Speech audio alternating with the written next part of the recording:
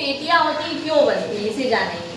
तो हम जानते हैं कि जो धरती है उस पर तापमान एक समान नहीं रहता है, कहीं कम रहता है और कहीं ज्यादा रहता है, क्योंकि कहीं सूर्य की किरणें लंबवत पड़ती है और कहीं पे तिरछी पड़ती है। ध्यान से सुनिए, ठीक ना। तो वायुदाब पेटियां जो है क्यों बनती हैं, इसके दो कारण हैं। एक तो तापजन्य कारण है, तापजन्य कारण, और दूसरा क्या है, गतिजन्य कारण, है ना। दो कारणों से मुख्यतः 4 प्रकार की वायुदाब पेटियां बनती है। जो ताप के कारण बनती है ना, उसको बोलते हैं विषुवत-रेखी। पहली है विषुवत-रेखी निम्न वायुदाब पेटी, वायुदाब पेटी एक ही हो गई। और दूसरी है ध्रुवी उच्च वायुदाब पेटी, वायुदाब पेटी। ये दो ताप के कारण बनती है। और पृथ्वी जानते हैं ना कि अपने अक्ष पे लगातार क्या हो रही है, घूम रही है। तो अक्ष पे घूमती है तो उसमें गति होती है। खटपट नहीं, शांति से सुनिए। अक्ष पे जो घूमती है उसमें गति होती है, तो गति के कारण जो है दो पेटियां बनती हैं। एक बनती है उपोष्ण उच्च वायुदाब पेटी, और दूसरी बनेगी उपध्रुवी निम्न वायुदाब पेटी। ये 4 प्रकार की वायुदाब पेटियां बनेगी। अब कैसे बनती है, क्यों बनती है, ये समझो। तो तापजन्य पेटियां विषुवत-रेखी पेटी और ध्रुवी उच्च दाब पेटी है। उपोष्ण उच्च वायुदाब पेटी और उपध्रुवी निम्न वायुदाब पेटी कैसी, गतिजन्य, धरती की गति के कारण बनती है। तो इसको हम समझेंगे कि जो हमारी धरती है ये हमारी क्या है, पृथ्वी है, और इसके बीचों बीच कौन सी रेखा है, विषुवत, भूमध्य या इक्वेटर। और इस पे सूर्य की किरणें जो है लंबवत पड़ती है, तो इसको क्या होता है, ताप ज्यादा मिलता है। क्या मिलता है, ताप ज्यादा मिलता है, ताप बहुत ज्यादा मिलता है। तो यहाँ की हवाएं क्या हो जाती है, गर्म हो जाती है, और गर्म होकर ऊपर उठने लगती है। क्या होती है, ऊपर। कोई चीज गर्म होती है तो ऊपर उठती है ना। तो जो ये रेखाएं, जो ये हवाएं ऊपर उठ जाती है, तो हवाओं के दाब से ही ना वायुदाब बनता है। तो जब हवा ऊपर उठ जाएगी तो विषुवत रेखा पे वायुदाब क्या हो जाएगा, कम हो जाएगा, कम हो जाएगा, निम्न हो जाएगा, है ना। तो यहाँ की सारी खुद गर्मी रहती है, विषुवत रेखा पे यानी भूमध्य रेखा पर खुद गर्मी रहती है, तो यहाँ की सारी हवा ऊपर उठ जाती है। तो ऊपर उठने पर क्या होता है, यहाँ पे निम्न वायुदाब की पेटी बन जाती है। 5 डिग्री नॉर्थ से, यानी कि 5 डिग्री नॉर्थ से 5 डिग्री साउथ तक कौन सी पेटी बनती है, वायुदाब, निम्न वायुदाब की पेटी बनती है। इसी को कहते हैं विषुवत-रेखी निम्न वायुदाब पेटी। आई बात समझ में। तो उसके बाद ये सारी हवाएं जो है उठती हैं। हवाएं क्या होती हैं, उठ जाती है ऊपर की ओर, ऊपर की ओर उठती हैं, और जब ऊपर जाती हैं तो धीरे धीरे जाते जाते ठंडी हो जाती है। ऊपर रहेंगी तो ऊपर आप लोग जानते हैं कि 165 मीटर पे क्या होता है, 1 डिग्री ताप घट जाता है, 1 डिग्री ताप घट जाता है। तो जैसे जैसे ये ऊपर जाएंगी तो इनका ताप कम होता जाएगा, और कम होने के कारण ये ठंडी हो जाएंगी, और ठंडी होगी तो नीचे फिर से आएंगी। तो ये कहाँ तक जाती है, जो क्षोभ सीमा होती है, क्षोभ मंडल का जो लास्ट वो होता है जिसको ट्रोपोपॉज कहते हैं, उसकी सीमा पे जाके ये नीचे आने लगती है। और आती कहाँ पे है, 30 से 35 डिग्री पे आके नीचे गिरती है। कितनी डिग्री पे, 30 डिग्री से 35 डिग्री नॉर्थ, है ना। और यहाँ पे भी 30 डिग्री से 35 डिग्री साउथ में, ठीक ना, यहाँ उतरती है। तो जब यहाँ हवाएं उतरेंगी ढेर सारी, गति के कारण उतरती है, तो यहाँ पे क्या होगा, प्रेशर बढ़ जाएगा। सारी हवाएं ढेर सारी उतरेंगी तो वायुदाब क्या होगा, बढ़ जाएगा। तो एयर प्रेशर बढ़ जाने के कारण यहाँ पे कैसा बनेगा, हाई प्रेशर। क्या बनेगा, हाई प्रेशर, उच्च वायुदाब बनेगा। यहाँ पे लो प्रेशर बना और यहाँ पे हाई प्रेशर बनेगा। तो इसको कहेंगे, ये भी 30 डिग्री से 35 डिग्री साउथ। आगे बात और ये नाव। तो यहाँ पे बनेगा हाई प्रेशर और इसको कहेंगे उपोष्ण उच्च वायुदाब। अभी क्यों बना? पृथ्वी की गति के कारण, और ये वायु ठंडी हुई तो कहाँ जाएगी? थोड़ी इधर जाएगी और थोड़ी इधर जाएगी। तो इसको उपोष्ण उच्च वायुदाब भी कहते हैं और अश्व अक्षांश भी कहते हैं। इसकी बहुत रोचक कहानी है कि क्या होता था कि पहले जब लोग व्यापार करते थे तो जो जहाज होता था पानी वाला, उसी से घोड़ों को लेके जाते थे बेचने के लिए। पहले घोड़े से ही बैठ के लोग युद्ध करते थे, तो उनको लेके जाते थे घोड़ों को लेके। तो जब इस अक्षांश पे आते थे 30 से 35 में, तो एयर प्रेशर बहुत ज्यादा होता था, तो उनकी जो नाव थी वो आगे ही नहीं बढ़ती थी, ठीक ना। जब नाव आगे नहीं बढ़ती थी, जहाज आगे नहीं बढ़ती थी, तो वो लोग क्या करते थे? सोचते थे कि समुद्र देवता बलि मांग रहे हैं, तो अपने घोड़ों को क्या करते थे?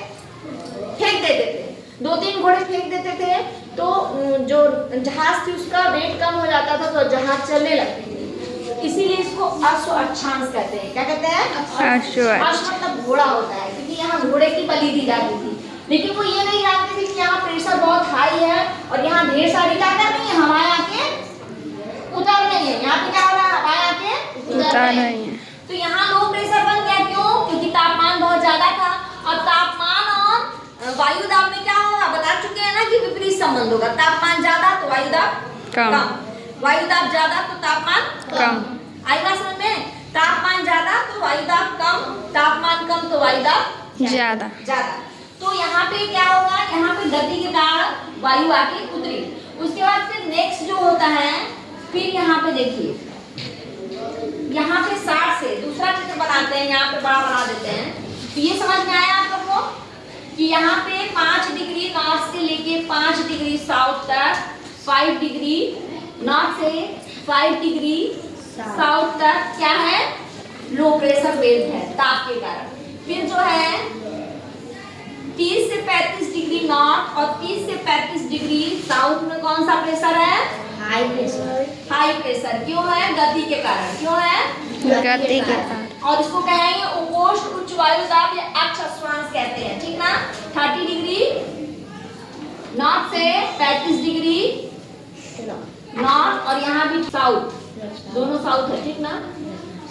आगे बात समझ में? उसके बाद ये एयर यहाँ उतरी और ये एयर यहाँ उतरी।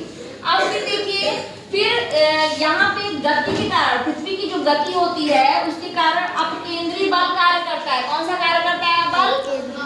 और उसकी वजह से 60 से 65 डिग्री नॉर्थ, 60 से 65 डिग्री नॉर्थ और 60 से 65 डिग्री साउथ, यहाँ पे भी क्या होगा?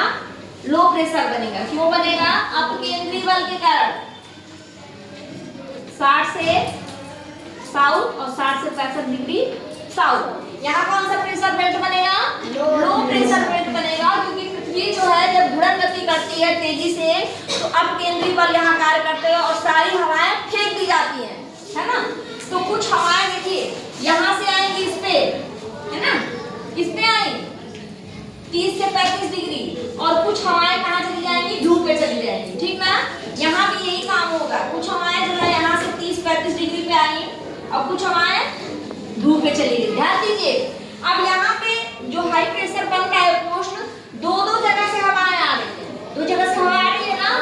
एक तो ध्रुवी से भी आ रही है, उपध्रुवी। इसको क्या बोलेंगे? उपध्रुवी निम्न वायुदाब पेटी। नीचे भी 60 से 65 में क्या होगा? उपध्रुवी निम्न वायुदाब पेटी। तो देखिए यहाँ जो हाई प्रेशर बन रहा है, इसको 2 जगह से हवाएं आ रही हैं। एक जगह से विषुवत-रेखी से और एक जगह उपध्रुवी, दोनों। तो यहाँ बहुत ज्यादा हाई प्रेशर होता है। 30 से 35 डिग्री में प्रेशर बहुत ज्यादा क्या होगा? हाई होगा, है ना। और उसके बाद यहाँ ध्यान दीजिए, यहाँ पे ध्रुव पे क्या होता है? ध्यान दीजिए 90 डिग्री पे ये है ध्रुवी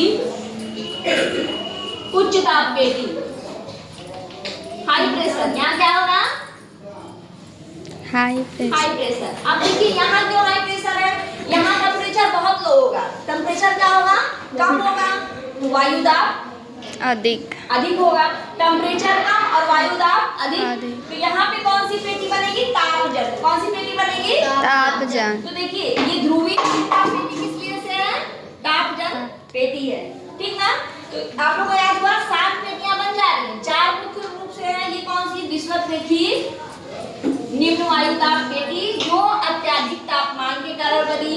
उसके बाद है उपोष्ण उच्च वायु दाब पेटी जो किस वजह से? गतिजन्य है ना।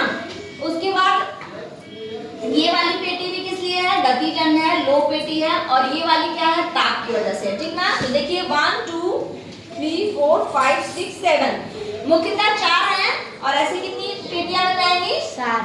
तो आ रही बात समझ में कि जो पृथ्वी का तापमान है वो हर जगह फिक्स नहीं होता है, हर जगह अलग अलग होता है, क्योंकि सूर्य की किरणें कहीं लंबवत पड़ती हैं और कहीं तिरछी पड़ती हैं। तो सूर्य की किरणें जहाँ लंबवत पड़ती हैं वहाँ तापमान कैसा रहेगा? कम रहेगा। और तापमान और दाब में विपरीत संबंध है। तापमान बढ़ेगा तो दाब घटेगा और तापमान घटेगा तो दाब बढ़ेगा। आ रही बात समझ में? तो तापमान के विपरीत संबंध की वजह से जो हमारी बीच वाली विषुवत रेखी या भूमध्य रेखी निम्न वायु दाब पेटी है वो बनती है। और इसमें निम्न वायु दाब क्यों होता है? ताप अधिक होता है, सारी वायु ऊपर उठ जाती है और ऊपर जब उठ जाएगी यानी गर्म होगी सारी वायु और ऊपर उठ जाएगी। ऊपर उठने से क्या होगा? वायु दाब कम हो जाएगा। वायु दाब क्या हो जाएगा? कम हो जाएगा। और वायु दाब कम होने की वजह से यहाँ विषुवत रेखी निम्न वायु दाब पेटी बनेगी। और नेक्स्ट जो पेटी बनेगी उपोष्ण उच्च वायु दाब पेटी। क्यों? क्योंकि सारी जो हवाएं हैं ये जब गर्म हो जाएंगी और जब जाएंगी क्षोभ सीमा तक। कहाँ तक जाएंगी? ये क्षोभ सीमा तक जाएंगी और वहां से ठंडी होकर पृथ्वी की गति के कारण उतरेंगी 30 से 35 डिग्री पे। ठंडी होकर वायु कहाँ उतरेगी? 30 से 35 डिग्री पे उतरेगी और यहाँ पे हाई प्रेशर होगा। आ रही बात समझ में? और फिर जो है ये वाली अपकेंद्रीय बल लगेगा। इस पे कौन सा बल लगेगा? अपकेंद्रीय बल। अपकेंद्रीय बल की वजह से यहाँ से हवाएं क्या होंगी? बाहर की ओर ऊपर की ओर फेंकी जाएंगी। यहाँ से हवाएं क्या होंगी? ऊपर की ओर फेंकी जाएंगी। और यहाँ पे हो जाएगा कुछ हवाएं जाएंगी ध्रुवों पे और कुछ हवाएं उपोष्ण निम्न वायु दाब उच्च वायु दाब पेटी पर जाएंगी। तो यहाँ पे क्या हो जाएगा? प्रेशर स्लो हो जाएगा और यहाँ तापमान इतना कम रहेगा कि यहाँ ऑटोमेटिक प्रेशर हाई होगा। तापमान कम, प्रेशर हाई। तो यहाँ एक कोष बन जाएगा। क्या बन जाएगा? कोष बन जाएगा। अब देखिए हवा यहाँ से उठी, ऊपर गई, फिर ऊपर जाने के बाद इधर मुड़ी और मुड़ के नीचे आई। और फिर आप लोग जानते जो हवा चलती है, हवा जो चलती है वो उच्च वायु दाब से यानी हाई प्रेशर से लो प्रेशर की ओर चलती है। हवा हमेशा कहाँ से चलती है? हाई प्रेशर से लो प्रेशर की ओर चलती है। तो हवा जो है हाई प्रेशर से लो प्रेशर की ओर इधर आएगी। ठीक, यहाँ खाली तो रहेगा नहीं, सारी हवा तो गर्म होकर ऊपर उठ गई। तो इनकी जगह लेने के लिए इस low pressure belt, high pressure belt से लो प्रेशर बेल्ट की ओर हवाएं आएंगी और इधर से भी हवाएं आएंगी। देखिए यहाँ से भी क्या होंगी? हवाएं आएंगी। तो यहाँ पे एक चक्र बन जाएगा। देखिए ऐसे चक्र बन जाएगा। देखें यहाँ देखिए साफ साफ दिखाते हैं। यहाँ से हवा आई, ऊपर गई क्षोभ सीमा तक, इधर आई, उसके बाद नीचे गई और फिर यहाँ से कहाँ गई? हाई प्रेशर के पास, फिर यहाँ आई। ठीक, तो ये कोष बन गया। क्या बन गया? कोष। एक सेल बन गई। सेल बनी ना। तो जो ये सेल बनी इस सेल को कहेंगे हेडली सेल। क्या कहेंगे? Hadley cell. क्योंकि इसको हेडली महोदय ने खोजा था, ये हेडली कोष। समझ में आई बात? तो ये दोनों क्या हो जाएंगे? हेडली कोष हो जाएंगे ना। और जो अगली सेल बनी यहाँ पे, ये एक सेल बन रही, इसको कहेंगे फेरल कोष। क्या कहेंगे?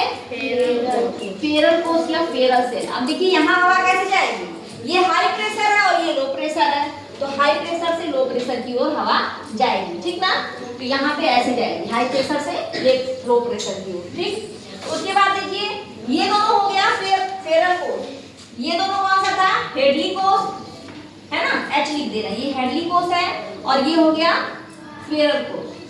और देखिए ये जो है इसको ध्रुवी कोष कहेंगे। कौन सा कोष कहेंगे? ध्रुवी कोष। ध्रुवी कोष। आई बात समझ में कि मुख्यतः 4 पेटियां हो जा रही, 2 तापजन है और 2 गतिजन है। 2 तापजन और 2 गतिजन है। जो तापजन होगी वो कौन कौन सी है? विषुवत रेखी और ध्रुवी उच्च दाब पेटी। और जो गतिजन है वो उपोष्ण उच्च दाब पेटी और उपध्रुवी निम्न वायु दाब पेटी है। तो ऐसे हो जा रहा है, ये low pressure, high low high, फिर देखिए बीच में लो हाई लो हाई।